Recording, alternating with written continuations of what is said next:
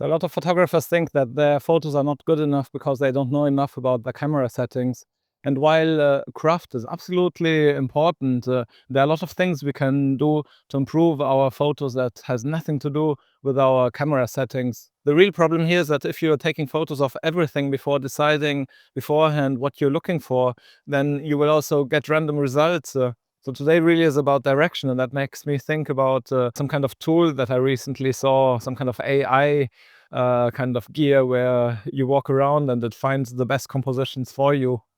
While that might work to find, great photos or something, I'm not a big fan of that. This is not about using technology to get the best photos possible. It's about training your eye. So the first decision I would say out of those three is what are you drawn to today? What would you like to concentrate on?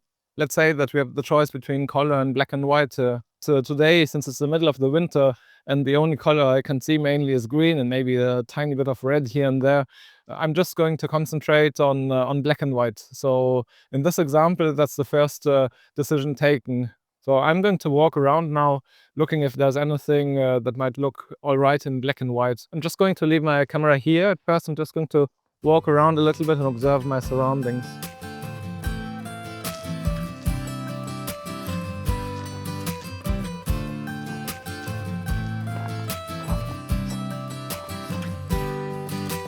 Yeah, I already see this tree here, which is very obvious.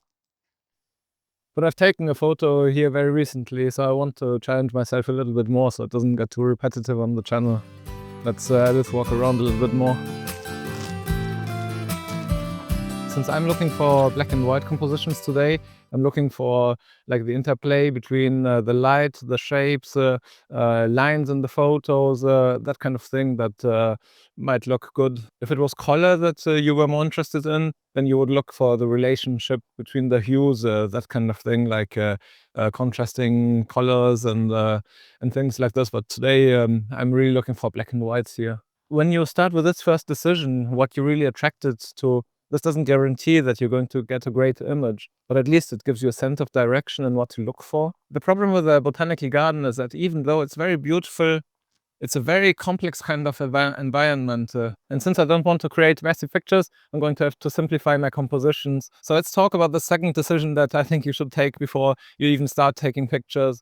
And that would be what kind of mood you would like to have in your pictures. Would you like to have really dramatic photos, or do you want to have more subdued light in your photos, photos that whisper rather than shout? I think that atmosphere is created when you take your photos. Of course, you can always slap on some fog or something like that later in Photoshop. And there's nothing wrong with that if that's really what you want to do. But me personally, I'm trying to express myself. I'm trying to kind of show what I saw in the moment and then enhance it later. But I don't want to invent a new scene that wasn't really there. I have to say that I've always a little bit struggled with the quieter images. I think these are the harder ones to create. With dramatic pictures, you can look for strong lines, for strong contrast, and that's something that comes quite naturally to me. There are people coming in that don't like to film like right next to other people. In a picture with strong contrast and strong lines, the picture kind of tells the eye, tells the viewer where to look to. There's like there are lines, there are arrows in your picture that say subject here.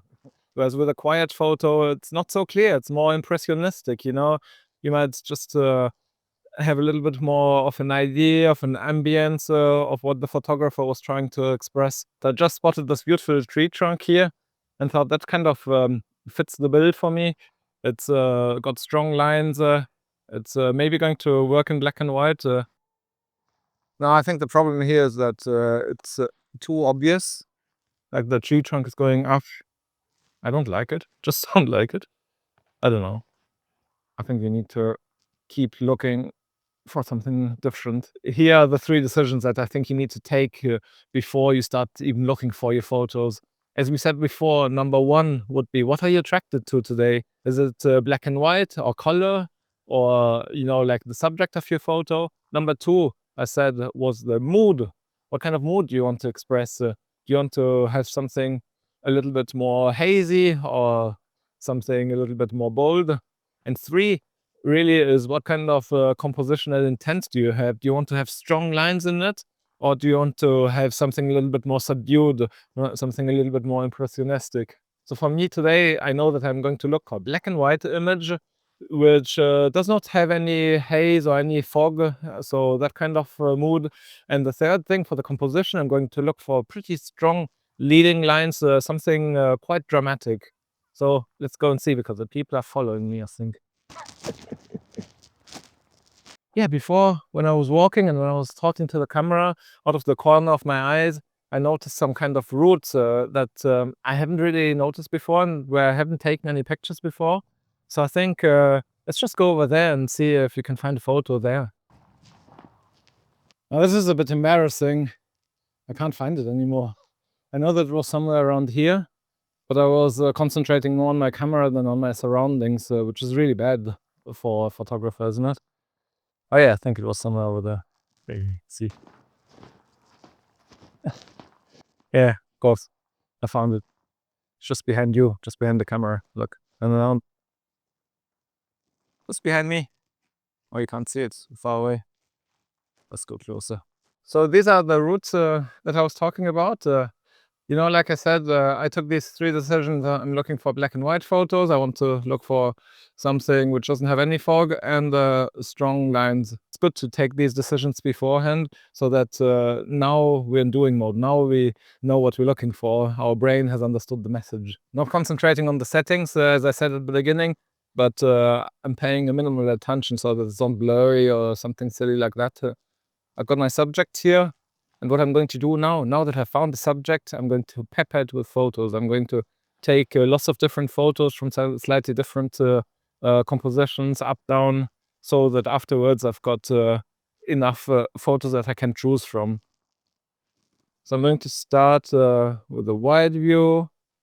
I've got a 16 to 80 millimeter lens on my camera, and I don't mind zooming, you know, like I know you lose a little bit of image quality, but what I find much more important is to find the right frame, the one photo that I really like.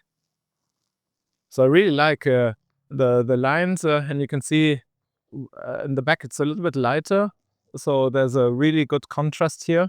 I'm not sure yet what's going to work best, if it's going to be horizontal or vertical image. I took both for now. Put on the side here as well.